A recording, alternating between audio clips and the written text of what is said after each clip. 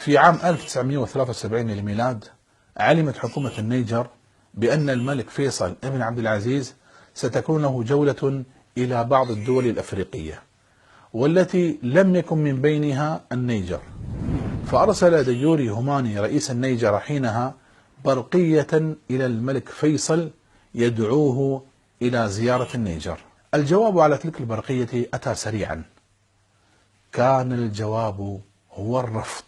شكرا يا ربي شكرا، هديت قلبي شكرا، نورت دربي شكرا، شكرا يا رب، شكرا يا ربي شكرا، هديت قلبي شكرا، نورت دربي شكرا، شكرا يا رب،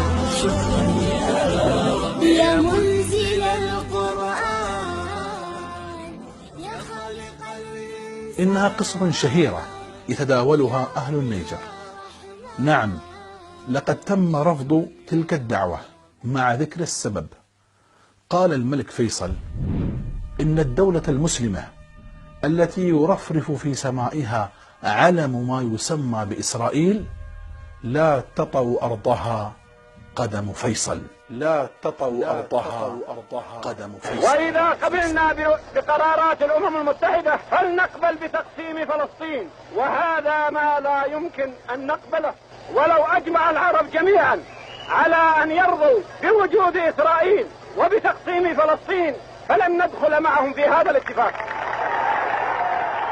كان جواب الملك فيصل لحكومة النيجر جوابا جريئا، وبعد أيام على تلك الحادثة وصلت برقية أخرى إلى المملكة العربية السعودية من ديوري هوماني رئيس النيجر.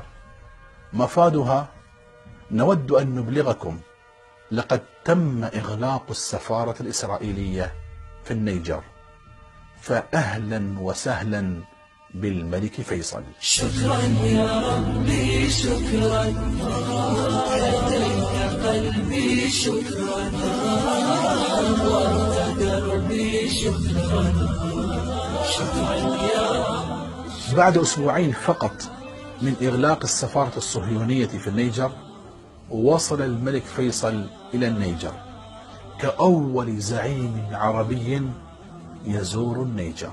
شكرا يا ربي شكرا، هديت قلبي شكرا، نورت دربي شكرا، شكرا.